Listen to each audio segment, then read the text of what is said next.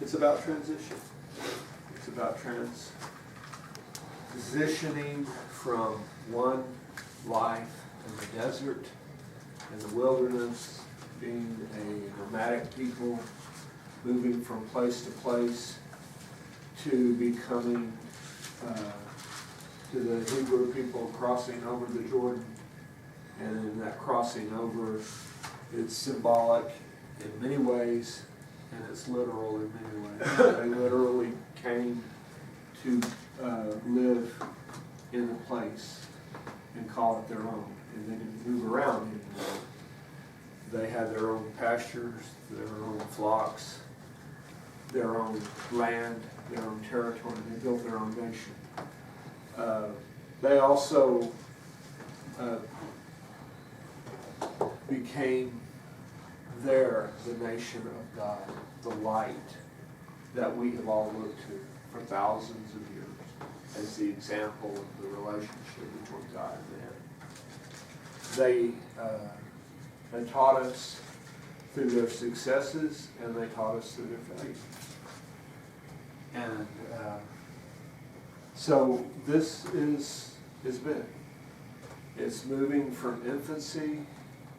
It's moving from being a people that were totally protected by God, that were totally dependent on God to provide them with food and to provide them with safety and security, to becoming a people that became witnesses for God and that were to carry God to other nations. And it takes them a long period of time. It takes them a period of time where they have miserable failures. And it takes them a period of time where they had outstanding successes. And in the end, they became the people that produced the Messiah, that came to us and carried God to the world. And so, in many ways, this becomes all of our story. This becomes the story of how the world eventually became knowledgeable of God through Jesus Christ, and how the world came to have a relationship with God. But before they can get from the point of being nurtured to the point of being independent, they have to cross the Jordan River. And that's what the scriptures say. And we're all familiar with the crossing of the Red Sea, which is kind of like the birth of the nation. But we're not as familiar with the crossing of the Jordan River, which is kind of like the coming out of childhood of the nation. And in this phase, God again goes before them. And that's the point. That's the whole lesson. God goes before us. And if we follow Him, we will be on a good path. But when we fail to follow Him, then we will not be on good and solid ground. And so that's what God is teaching us through this lesson.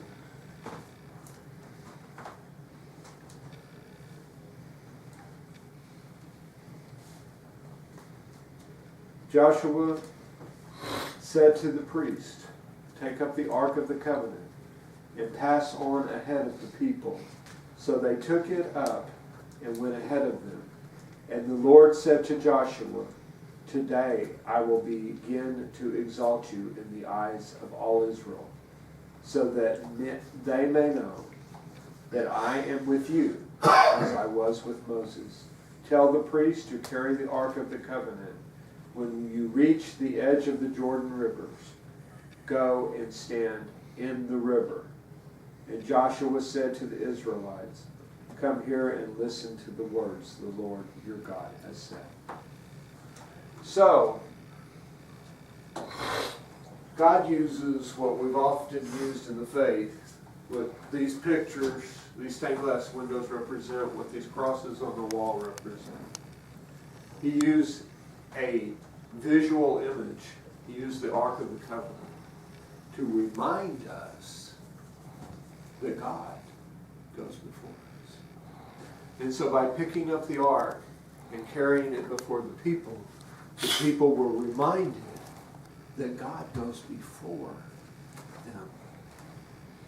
And by going out in the middle of the river and standing in the water, the people are reminded that God calms the sea. He calms the storm. He overcomes the difficulty. The river is at its flood stage.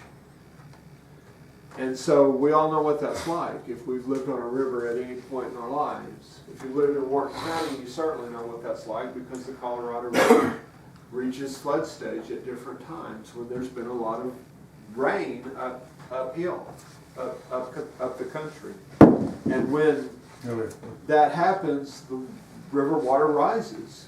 And it's not so safe to go stand in the river.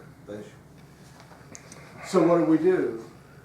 We stay out of the river during that period of time because we could get killed. It was the worst possible time for them to cross the river.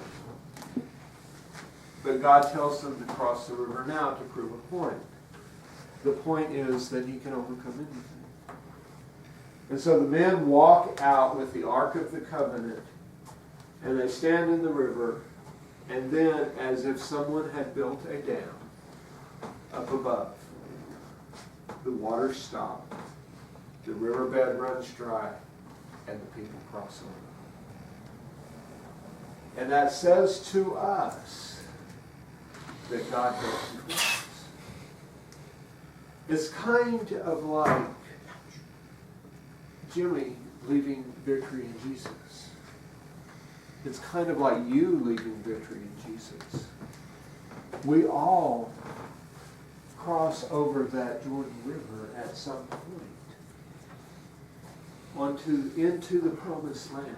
This is not the promised land. This is the journey. And when we go through that journey, there reaches a point where we cross over and we go back out into the world around us. And we live the promise that God gave us here. Sometimes that happens way too soon. And sometimes that happens way too long after it should have happened. And sometimes it happens just right. And only you know in your heart when that is. In Jim's case, we know it's just right. We know that he has everything in order to go to a place that has been prepared for him, prepared by God. We know that he has every expectation of a good life and a good support system. We know that he is emotionally and spiritually mature enough to deal with life that is uncontrollable and is chaotic. We know that he is disciplined enough to be in prayer on his own. We know that he's disciplined enough to listen to the Word of God, whether it's through music or through somebody preaching on the TV or through going to a church. We know that he's mature enough to surround himself with a community of people that are going to support his recovery and not try to tear him apart. So we know this is a good transition. We know it's time to cross the Jordan. We know it's time to cross the Jordan. And that's a good thing. And we should rejoice and be glad. Is it a loss to us? Yes, it is. But it's a loss that we should celebrate. It's just like when someone passes in death after living a long and good life. Why should we hold them back when they can go and live in paradise with God? Why should we work? to hold them here where they're in physical pain and misery, when they can rejoice with the angels in heaven. The time, everything, there's a time and a place and a season for everything under God's heaven. And when the season of the harvest comes, rejoice. Rejoice and be glad. Because good things come at harvest. Good things come to those who wait on the Lord. Good things come to those who have prepared their heart for the Lord. And so that's what's happened for Israel.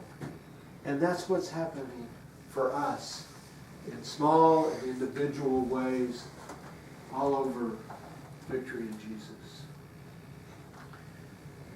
And if it hasn't happened, it will. There will be that time for you as well. But enjoy the time you're here. Because while you're here, it's the season for spiritual growth and spiritual connection with God. This is a spiritual retreat. Enjoy the retreat.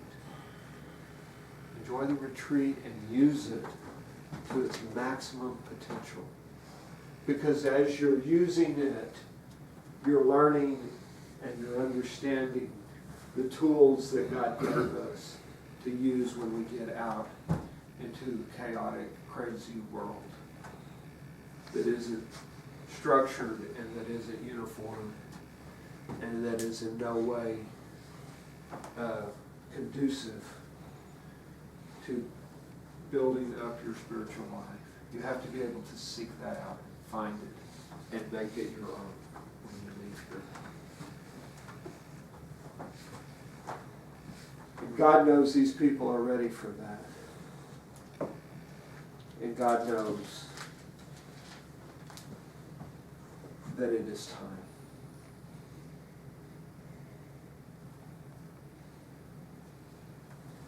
And the priests who carried the Ark of the Covenant of the Lord stood firm on dry ground in the middle of the Jordan, while all Israel passed by until the whole nation had completed the crossing on dry ground.